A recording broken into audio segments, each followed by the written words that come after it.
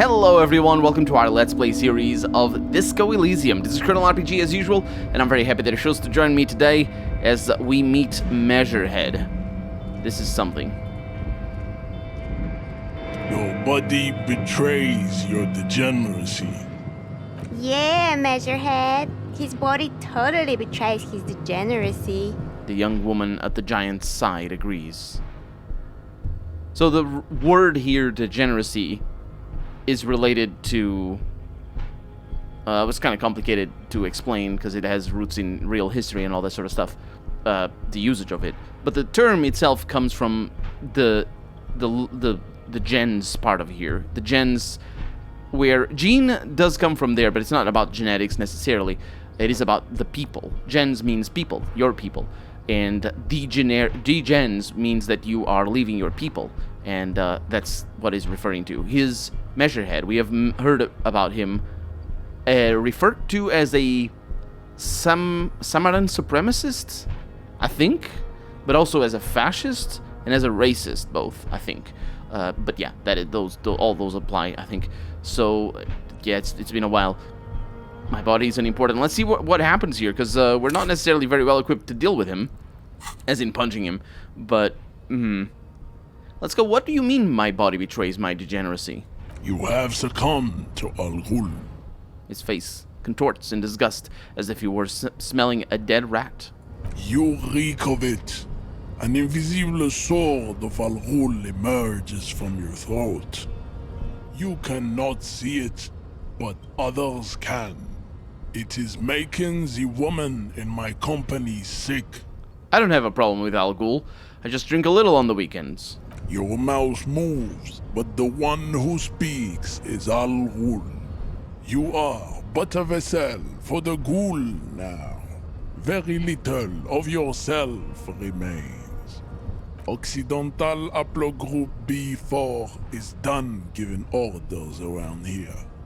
The influence of the Ham Sandwich race is waning. First, let me make this clear. I'm not a drunk. I am a cop. I just have a drink every now and then. Everyone does. The ethanol fungus is deep within your nervous system, pulling the strings. You are merely its pupa now. I see no hope for you or your kind. I am the police and I need you to comply. Now. And I'm gonna take a step closer. Jerking motions. Signs of a late-stage neurodegenerative disorder. How far the Occidental Haplogroup has fallen. He pauses in melancholic reflection. You were once a noble and powerful race. That's right, it's melancholic, not melancholy, because, again, melancholy is a name, melancholic is an adjective. You gave the world eugenics, electricity, and powerful weapons of war like missiles and aerostatic aircraft. You made great gains in metallurgy, race theory, and statecraft. You dominated lesser cultures, like the deformed Hemians and the inexplicably potato-obsessed Khoikos. But now your ascent to the genetic summit has halted. You are obsessed with sadness and with frivolous pop culture. You will be superseded. Isn't that right, babe? It is, baby, yeah. You know it. There is a button right behind him, just out of reach. It must be the one that opens the door to the harbor. This man is not budging. Let's hope his superiors inside are more cooperative. Let's hope so. It was your people who put that dead body up there. Your people should help me get it down. Enough with this begging. You should leave the stage of history with dignity by inviting the other races to a great world war. Bring your troops to the Seminine Islands and to Boogie Street, and we will pulverize you. When you are gone, we will build a museum for you. The walls will be lined with bottles of Al-Ghul, your beloved beverage. Inside, we will store the odes to homosexuality you call art, and your microcephalic skulls. This is your chance. He's talking. Rip into him with a punch and catch him off guard. No, don't rip into anyone. You're sensitive. Remember? Communicate. No, I'm not. I'm sensitive if I get punched. That's what I'm sensitive about. We have our conceptualization here. We can subscribe to his advanced race theory, or our physical. Suggestion is against it. Suggestion, what are you doing? It's a physical check, though, and I want to do this physical check. But I don't want to do it right away. Let's see. Don't be such an asshole to your fellow dock workers. I'm going to show him the stolen ID card. The man looks at you, silent and unmoving. His eyes burrow into the remnants of your soul. You are not Santiago. Santiago is not you. Even the phrenically impaired can see this. And now we are going to be able to... Oh, wait, now I understand. There's a line that didn't haunt me, but stood with me for a while in me trying to understand the race relations in this world. Here, specifically, white. You serve the Union, don't you? Aren't they white? And it's lowercase white, which is different from uppercase white. Lowercase white means, I suppose, the color of your skin in this context, while uppercase white means your race. And those two aren't related, or they're not. They are related, obviously, but they're not like interdependent. Your skin can be white, and your race might not be white. While vice versa is a little bit of a different story. But he gives a very interesting answer to this line, and let's see what he says. You serve the Union. Aren't they white? Don't be vulgar. White or not has got little to do with this. The race enigma runs much deeper than that. He turns his eyes towards the harbor, seemingly bored with you. You see why I might be mistaken for thinking, at least at one time, that the races here don't have anything to do with the color of the skin. And so it would be difficult for us to look at these people and say what races they were down here. But no, it's pretty... Your gut instinct, living in the world that we live right now, at the time of recording anyway, your gut instinct is probably going to get you somewhere around, being able to delineate the different races and all that in this world. I suppose, maybe. Yeah, but you still serve them. How does that factor into your life? Mr. Clare is a man of vision and means. He has the will to confront polycultural capital, something your race, naivistic communists, never did. Also, to serve is noble. It takes discipline. Your petulant individualism has only contributed to your race failure. It is lax and moronic. My gem is a mysterious fourth thing, because we have I'm no communist, communist is pretty cool, or individualism is my jam, which as a moralist is very much my jam indeed. Jam. Individualism. You have gotten these ideas from degenerate youth culture, have you not? You have picked them up from rock and roll songs? I've gotten it from disco, actually. Offshoots of the Seminoles people invented disco while having sex under the influence of cocaine. It is a shame upon my race. But what is done is done. I am not surprised you enjoy it so much. This has happened to many of the side products of the inevitable cultural victory of the Seminoles race. Okay, I'll ask. Who are the Seminoles? The South Island race. Haplogroup A4A. We are the rightful masters of the Insulindian archipelago. We descend from the Areopagites of ancient Pericarnassus and arrived here 4,000 years ago. Millennia before you. We are the future. That is all you need to know. So you were born and raised on the islands before you moved to Revachol? I am a descendant. The narrow streets of Ulimbuir are with me in my genetic dreams. I see young Seminese women walk into the grey mass on Ile de Fantôme, waiting on immaculate conception from the pale. So, you did come from the islands? No, He cranes his head. I have heard about it on the radio. So you're not really Seminese, you're just from Revachol. I'm from Couronne. And no, it is not just in Revachol. The city is central to the Simony strategy. Spreading through its trade networks, our culture will dominate the world. He changes tactics. You have heard enough about our phylogenetic secrets for today.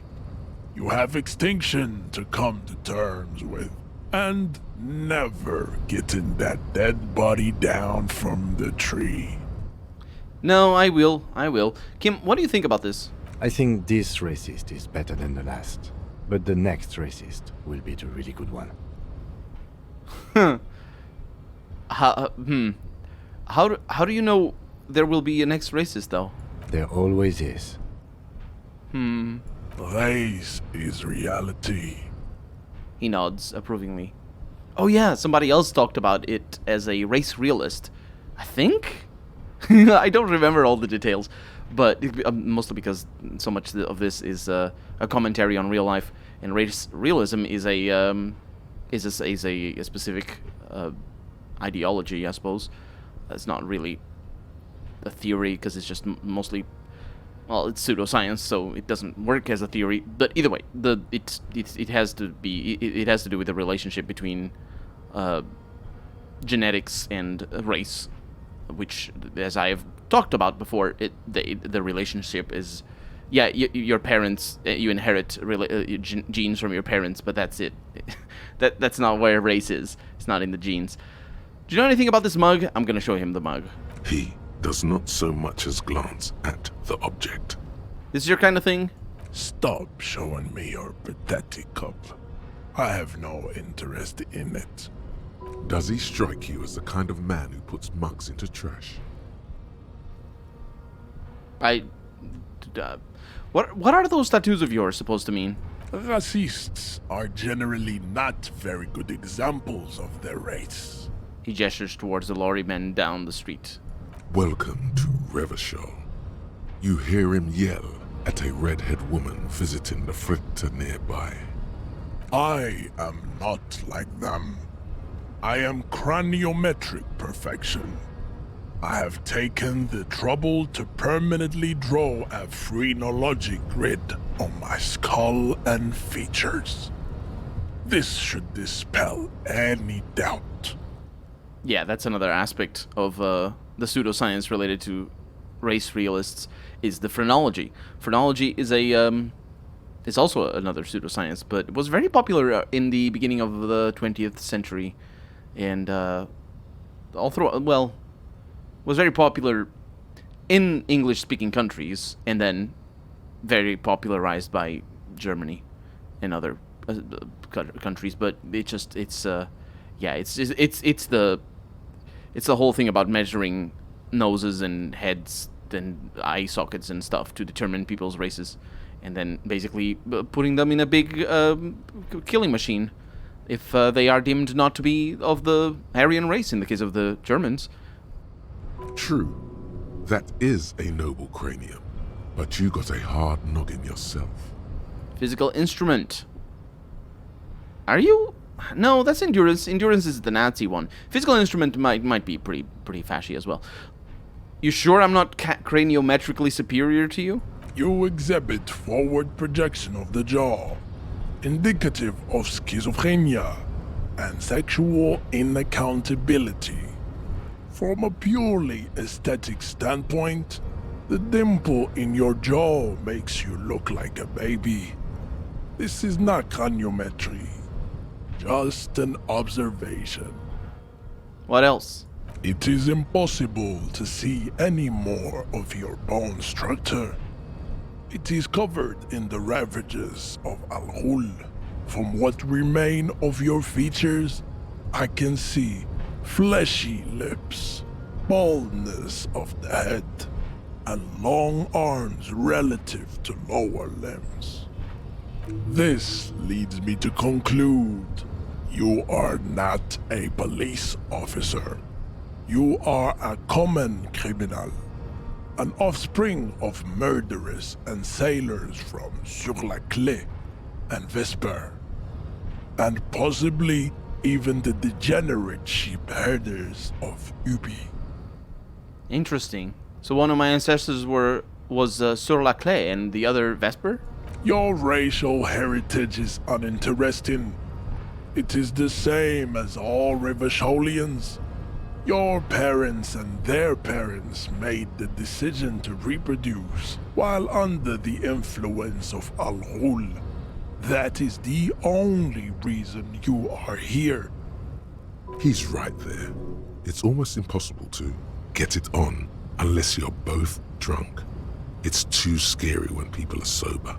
Electrochemistry there, kicking in. Okay, well, let's knock him out. That does not look like a knock him out situation. How did this happen? Your little fist is in his giant hand and he's squeezing it. It hurts. You must be out of your mind, degenerate drunk. Say it. I am a degenerate alcoholic. The pressure on your hand becomes unbearable. The crackle of bones. Inside. You can hear it. I'm a cop. Your fist cracks in his hand like a ripe apple. Pain shoots up into your brain as he's twisting it more and more. The words to the song have changed. Say, I am a violent drunk. Nope, I won't fucking say anything. Your hand twists in his grip and the pain blinds you. Still you press the words out of your swollen mouth. Good. Now leave before you humiliate your homoerotic organization any further. He releases your hand. That's this one over here. I think I did it first time around in my first playthrough because I thought I was gonna convince him that oh no, I'm cool. I'm racist as well. We can do this. But no, he didn't do that. I think I succeeded at that as well. Anyway, we're gonna leave and we're gonna try to knock you out later. We still need to get into the harbor. We need help with the tree situation. There must be another way. His gaze wanders over the whirling's roof to the yard. Try the jump. Up there on the roof. It'll be worth it. Else there is little choice but to figure out a way to deal with the man. All in good time. Kim? I'd appreciate it if you didn't force us into situations where I may have to shoot random civilians, because that won't get us anywhere. I'm not even sure the one bullet my chamber holds would even prick that Hulk. Okay, I was trying to assert my dominance over him. We are not here on some political quest. We are here to solve a crime. Don't make the situation any more volatile than it already is. But he's the one trying to provoke me. And you're just going to let him manipulate you like that? He raises an eyebrow. But I was fighting bad and savory ideologies. I'm a hero. Don't make the situation any more volatile than it already is. You said it already. How else are we gonna get through the gates? There must be some other way. Let's go see the yard again. It faces the other end of the harbor. We're done with Measurehead here. Can't promise that. I might attack him again. The lieutenant groans, but doesn't say anything. Thank you, Kim, for your groans. Ooh, I know of a thing that I can do. Let's go a little further and get out of here. More than enough to please a woman, says that door. It's not the door that's saying it. It's me clicking tab, I think. That makes the lines move around on the screen. It's really weird.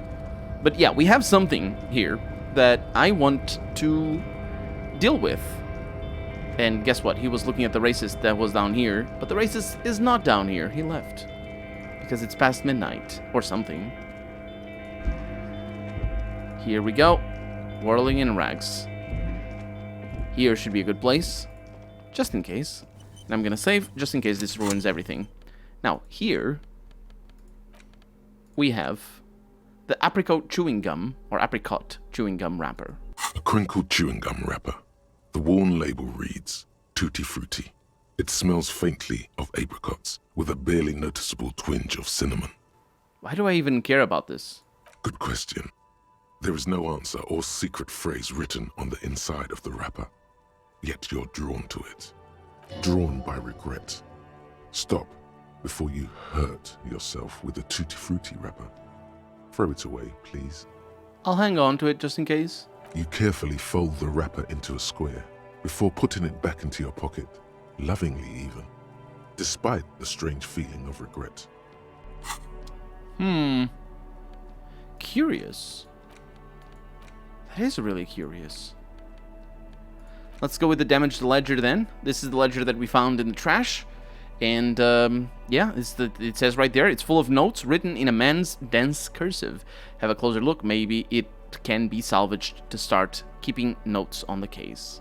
It's the ledger you found in the trash. A pitiful cabbage of white and yellow papers hanging from plastic board, barely held together by a metal clip. This sad display is made complete by the faint smell of urinal cleaner. Urinal? That is how it's pronounced. Yeah, anything else? There's a piece of toilet paper, or is it cleaning tissue? No, it's toilet paper, desperately sticking to the back of the blue plastic clipboard. It's a metaphor for you. I'm gonna smell the ledger. The acidic stench of rotting food is rubbed off on the cellulose. It now forms the base of the experience. This base surrounded by a faint air of spoiled meat, the stuff of death itself, and then sprinkled liberally with the citrus zest of toilet cleaner. You know, like the bits they put into public piss bowls, probably called Fermi Discrete, or Axel, or something. At some point in its journey, the ledger has seen the inside of a public toilet. Which toilet would that be? Remember when I said the smell of the upstairs bathroom was so rank they should have sent a poet to describe it? Is sprinkled liberally with the citrus zest of a toilet cleaner a line this poet might have used? Why, yes it is, among many other things. This cleaning tablet is used by the whirling in rags. Perhaps that's where the ledger was dropped in the toilet. By you. Let's inspect the toilet paper. It's just toilet paper sticking to the back of the plastic clipboard. You can take it off if you want. Maybe it's kitchen tissue. They look exactly the same. If you want it to be kitchen tissue, it can be kitchen tissue. It's not though. It's toilet paper. Thank you, perception. I'm gonna take it off. Still wet, the toilet paper, kitchen tissue, peels off the plastic easily. All you have to do is shake it off your finger and voila, the ledger now looks marginally better. What about the clip? An aluminium block runs the width of the board, biting down on the paperwork. Its crocodile teeth are the only thing keeping the papers together. A regular pencil, the tip worn down to nothing, has been attached to the clip.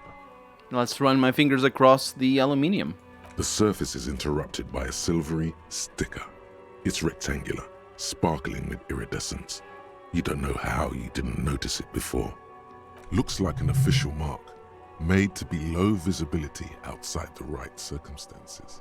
Lieutenant, is this one of the hologram watermarks you mentioned? I'm gonna point to the sticker. What? He is lost in his own notes. It takes a moment for him to see it. Yes, halogen watermark used for adding information to RCM property. Interesting. What kind of information? It depends. Aside from an anti-counterfeiting stamp, mine has my station number and address. The information varies by date of issue. How can I read it? Any capable light with the right wavelength will do. Like, for example... All RCM vehicles have headlights designed to reveal halogen watermarks. Mine too. This means you can read the watermarks if you just turn the lights on. Thanks, that's all. Okay. He returns to his neatly kept notes. While a bunch of sodden papers sag from the clipboard in your hand, it's a sorry sight. I'm gonna browse the white papers. They're not exactly white. They're yellowed in patches by sunlight and alcohol, and covered in dense blue handwriting. Ink escapes into watercolor patterns, reaching its tendrils across entire pages. The paper itself is checkered, with faint red lines forming short paragraphs. Once in a while, there's a red stamp that exclaims, "Case files commit to paper." The case files themselves are plenty. You count more than 100 sodden, crumpled up, earmarked pages falling apart in your hands. They appear to be sufficiently organized and extremely dense, if mostly illegible. What is in there? What are they about? Work, strife, poverty, the Jamrock Quarter. These are handwritten logs of investigations dating back to January 51, this year. The exact number is hard to estimate due to missing pages and an odd naming convention. But there are at least 20, maybe 30 cases undertaken, not completed, mind you. It's the middle of March. You have attempted 2 cases a week on average. Good call, Logic. Is 2 cases a week a good caseload, Lieutenant? Huh? He raises his nose from his notes. 2 complex cases to undertake is a lot, yes. You really have to push yourself. I would not suggest it, lest you start making mistakes. 2 cases a week appears to have been my load, Lieutenant. I'm not sure I completed them, though. 2? He raises both eyebrows. That's a lot. I didn't mean to say you are making mistakes, by the way. That was presumptuous of me. Now, I'm sure I make plenty of mistakes. That's okay. He nods and then turns back to his own case files. We all make mistakes. Like a fan of girls, the checkered papers dry in your hand. The handwriting is extremely dense, if mostly illegible. There was a mention of a naming convention here. Yes, it appears you employ a, shall we say, robust yet literary system. Each investigation has its case number written on the margins. Yet, still more tellingly, most are accompanied by a name. Oh my, and they're written in capital letters too. Yes, all caps. One is called The Next World Mural. Another, The Square Bullet Hole Murders. Another yet, The Unsolvable Case. More? Others appear more light-hearted. The guys on a couch in an unexpected location, and the murder at the hookah parlor. Even the rare article-free collapsing tenement. Murder features prominently throughout. You like this grimy murdering, don't you? That's our half-light asking. It's going to take an effort to piece these case files together, but it can be done. Once you're done inspecting them up close. Yeah, I can do it. Kim, my cases appear to employ some kind of a naming convention. You mean the alphanumeric? Officer, precinct, time of arrival at the scene? No, I mean a non-numeric one with titles. Oh, you mean the titular? Yes, well, so do I. In our defense, almost everyone in the RCM does. Why is that? It's a holdover from the early days of the RCM, right after the revolution, when the organization had little idea how to do things. It persists in an unofficial capacity. Officers use these titles to refer to their work among themselves. I seem to have named the case The Square Bullet Hole Murders? Again, in your defense, I seem to have named one... He peeks into his notes. The man with the hole in his head. That was a real person. His death was real. Still, I named it that, to amuse myself. He smiles. I pray his loved ones never find out. What happened to him? Rail spiked through the head. He died. It was a workplace accident. I have to open an official case. Is there room? And I'm gonna count the pages. There is, for precisely one more. 15 pages near the end remain untouched by the damage. The checkered grid forms a structure of passages, breaking the case into subtasks to accomplish. Commit to paper using the pen Lena gave me, because now I have a pen. The tasks you've completed flow out of the kind green ape pen in a brash freehand similar to the rest of the letters. The wording comes easily. It's almost robotically simple. a language developed for mental rigor and simplicity. Inspect the victim's body. Get the body down. Interview the cafeteria manager. Cross out the ones you've already finished. A satisfying slash sounds across the paper. You're done, it seems to say. And you, and you. You're a swashbuckler with that pen, Harry, and it feels good. Feels like completion. Things to be done and things already done. The composition of reality. This is an extremely useful tool for a detective of the Citizens Militia. Now all that remains is to name the case. Lieutenant, have you by any chance named our case? No, actually. Any ideas? Ooh.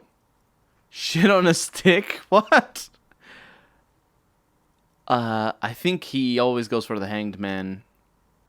Let's go with the one that I probably chose in the first playthrough. The Furies are at home in the mirror. Furies? Yes, well, It's obvious he doesn't like it. I don't know. I have to be honest, I'm not experiencing the internal strife that it refers to. And also, He furrows his brow. could you make it less poetic somehow? Just a normal case name, you know? Think, what would that be? A good normal name. Shit on a stick. Ah, yes. He is not actually laughing. I have to tell you, officer, I don't appreciate ironic titles. Other officers will have to use this as reference. If it's idiot or cockfinger, they're not going to get it. They're going to think an idiot and a cockfinger were on this case. So, do you have something less funny? The Setting Sun. Okay. He nods. It's a good name, but it has one problem. This case has nothing to do with the setting sun. At all. It has nothing to do with that, so... something more concrete, perhaps? Do you have something concrete? Mundane, usual? Yeah. The Hanged Man. Great. That's great. That's actually what I was thinking too. The Hanged Man. Good, strong name. We have a very good name for the case now. He flips the pages of his notebook. I'm going to start calling it the Hanged Man. It's good we sorted this out. It is, Kim. Thank you. Thank you. I'm done inspecting these. I'm gonna close the case files. You don't exactly close them, so much as distance yourself from the smelly papers. They're a little further from your nose now. I'm gonna try this again. It's logic. It isn't great. Let's put the ledger away and see if I have anything. I have a +1 to logic, so that's not too bad. But I think I might have logic clothes around. I should really get to grips. That's minus logic. That's what I was remembering. Should really get to grips with yeah, this is something. We're gonna do something with that. Get to grips with my clothes. But I need to get to grips with the fact that we're out of time for the day. So for right now, I'm Colonel RPG, and this has been Disco Elysium. I really hope you've enjoyed it. And if you did, go ahead and leave a comment, like the video, but above all, thank you so much for watching, and I hope I'll see you next episode. Bye-bye.